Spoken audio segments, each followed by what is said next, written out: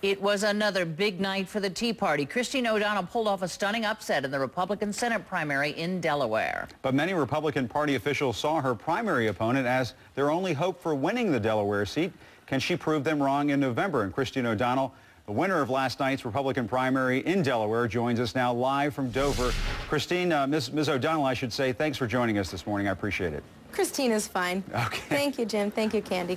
Call me Christine. Oh, well, I better call you Ms. O'Donnell. I'll get in trouble.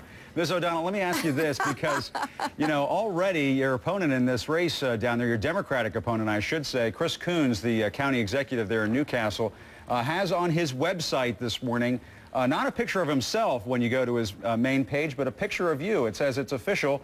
Meet our GOP opponent, Christine O'Donnell. He looks pretty eager to be running against you, Ms. O'Donnell. What do you think about that? Well, I thank him for introducing me to the Democratic voters that I have not yet met. We have a lot of Democrats working on my team right now, and, you know, our message is resonating with voters up and down the state, because even the Democrats are frustrated with the failed policies coming out of Washington, D.C. So I thank him for introducing me to future O'Donnell supporters.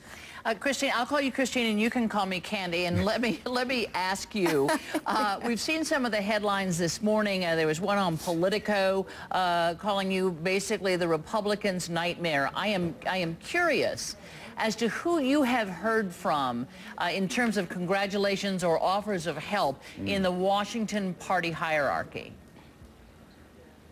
Well, we haven't heard from anybody in the Washington party hierarchy, and that's a shame. I think right now maybe their pride is just hurt a little bit, and they're licking their wounds because the so-called experts were discredited this morning. So, you know, but we're hoping to hear from them soon. We will reach out to them, but I'm confident that if they choose not to get behind this race, we will get the support that we need, and we can win in November, because Delaware is a state that's small enough where I can be in every county every week, giving the voters an opportunity to get to know me, I can get to know them, and I can personally ask them for their vote in November. Have you heard from... And that's exactly what we plan to do. Have you heard from any, what we would call Republican bigwigs saying, hey, way to go there?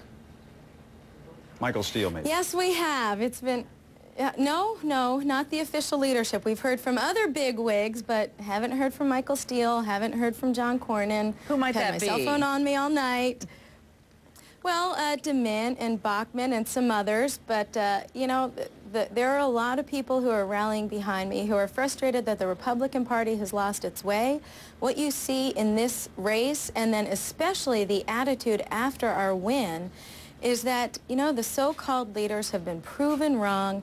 They got behind a candidate who didn't even support our party principles, supported the liberals nearly 70% of the time some years, and they chose to get behind him because they were taking the easy way out, and now they underestimated the power of we the people and the strength and the determination that we have to take back our country. And, you know, their credibility's been shot. But a lot of other folks who are frustrated with what the Republican Party are doing have called me up and said, don't you worry about what they're saying. We're going to make sure that you get all the money that you need to win this. And anyone who's watching right now, Christine2010.com, if you want to help do what the National Republican Party won't do. What kind of candidate would I be if I didn't at least ask? Yes, exactly. And Ms. O'Donnell, in the final days of the campaign, you sort of alluded to this. It sort of did get nasty between you and your opponent, and it got personal. I mean, one of the things that was raised among some GOP leaders in your state is whether or not you're honest and trustworthy, and there's one clip that we want to play for you and get your response to. It's a radio clip from WGMD Radio. Dan Gaffney asked you about a statement that you had made, I guess, about your campaign against former Senator Joe Biden, now Vice President Biden, in which you said that you had won 2 counties in your state in that race against him. Let's play that clip, and then let's get your response. Okay. When you were speaking at an out-of-state group recently and you told them that you won 2 out of 3 counties in Delaware, what did you mean? I don't think I ever said I won 2 out of 3 counties, but I... Well, let's listen to the audio. Hold on one second, because I have the audio right here. I was the 2008 endorsed candidate against Joe Biden, and I won in 2 counties. We didn't have the support of our liberal Republicans then. You said you won in 2 counties.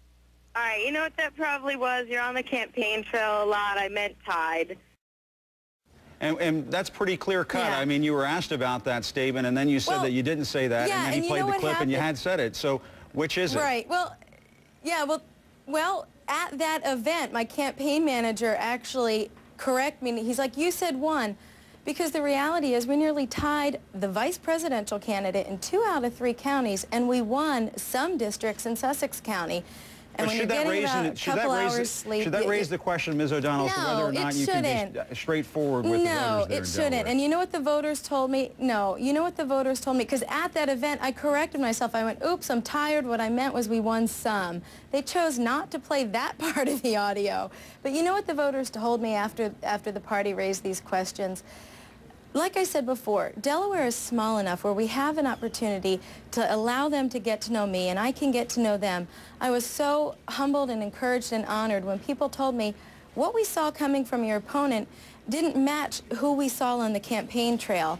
So they saw right through it, and you can tell by the amazing poll results last night that they weren't falling for it. They didn't believe this negative picture he was trying to paint.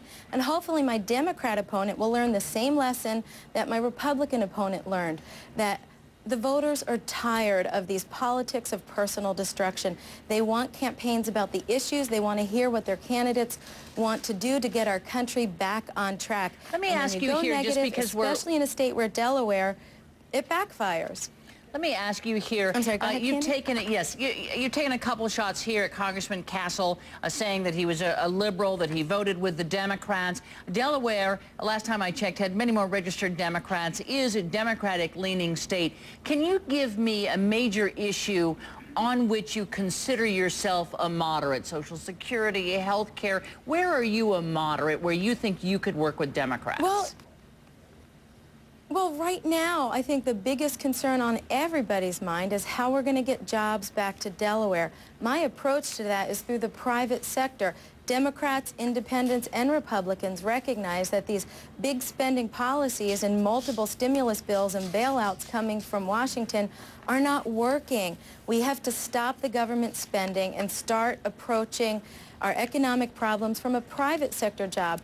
The common sense men and women in Delaware know that what's coming from Washington is not sustainable, and it doesn't matter if you're a Republican, it doesn't matter if you are a Democrat. And as we go up and down the state and present my proposals, how we're going to take care of the veterans, I believe that treatment of and treatment for should be a #1 of our veterans should be a #1 priority for Congress. And as we meet people across party lines, we're gaining support, bipartisan support. And I'd also like to point out that in a state like Delaware, we have almost as many independents as we do Republicans. Right. And those independents are strongly behind me, 2-to-1 lead among independents in some polls. So I'm very confident that with or without the party support, we can win in the general election. Yes, it'll be hard work, but before all the Republican cannibalism, we were up 2 points. All right, well, Christine, Ms. O'Donnell, we'll have to leave it there. We have to let you go, but thanks very much for sharing some time with us this morning. We'll hope you come back. There have been some other candidates from the Tea Party movement as they've won these primaries. They haven't done a lot of interviews after that day after the primary, so we hope that's not the case with you, Ms. O'Donnell. Thanks very much for joining us this morning. No, absolutely not. I thank you for the opportunity to get to know your viewers as well. Appreciate it. Thanks so much. Our top stories.